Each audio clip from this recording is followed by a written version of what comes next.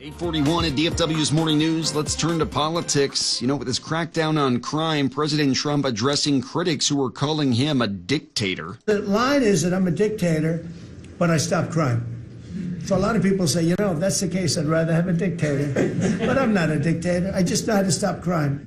There's been several things that have been happening this week to trigger those comments. One of them, of course, the call for cashless bail to go away by President Trump. And I want to bring in the conversation now. Ken Good, a noted bail attorney and a board member of the Professional Bondsmen of Texas. Ken, how you doing? Thanks for coming on. We appreciate it. Well, thank you for having me. I'm doing great. So this ideal of no cash bail policies, let's start with this. First of all, what is cash bail opposed to no cash bail? And then we'll get into what the president wants. Okay, so cash bail is, bonds that are put up by bondsmen or corporations, and they pay a premium like you pay on your house.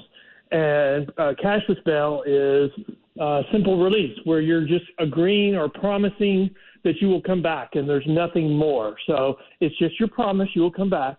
And in our urban cities, that has been an experiment that we've been trying for 5 or 6 years, and it's been an absolute failure. And, our inner cities are doubling down on it, not admitting the failure. Yeah, so now the president is urging states and cities to end cashless bail, but this falls on individual states, that's right, or can he do this? Yeah, it's going to fall on individual states. They regulate bail, but he can facilitate it or encourage it by, the carrot and the stick. Either you do this or you're going to lose grants. And that's what he's ordered the attorney general to do. Identify states, communities that are doing this, and then identify things that we can take away from them from the federal level if they don't change. Yeah, now, the Democratic argument here is that they don't need the federal government stepping in. When it comes to ending cashless bail, this is what New York Governor Kathy Hochul said. If you're going to threaten withholding dollars to keep people safer because you think we haven't done enough work, that's not exactly a good partner. No, I'm not sure that's exactly how President Trump is seeing it. He says that the goal here is to crack down on crime, and he'll do whatever he has to. Do you think there's politics involved in this at all? Oh, absolutely. Politics from especially from the left, they've outsourced their crime policies to activists. I mean, look at New York. They enacted bail reform 2020, 2021. They've rolled it back 3 times at least now, and crime will be the major issue in the upcoming election, because what they're doing is window dressing. They're not addressing the fundamental problem, and it's all because of politics and the activists who they've outsourced their policy to.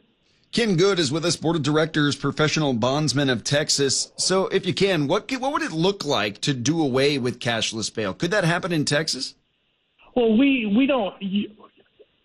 The private industry is responsible for 83% of all releases, or maybe 86% of all releases, based upon the statistics from the Office of Court Administration. So Texas, the private industry is the primary tool for release. Mm-hmm. We do have simple release because we do that to protect the poor, but it's just not used that often.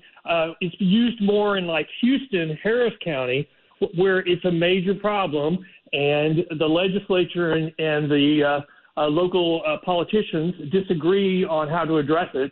And so we've had that fight going on for several legislative sessions, and the legislature has been limiting the use of cashless bail, or simple release, as I would call it, and it keeps getting limited more and more each session. Yeah, well, perhaps President Trump bringing this up could turn the tide on that, you think?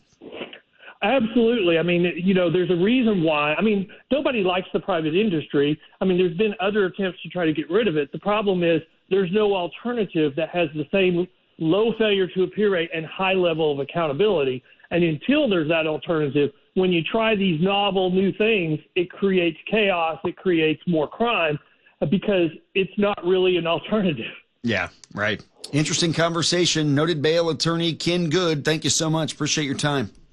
Thank you, sir. 8:45 at DFW's Morning News.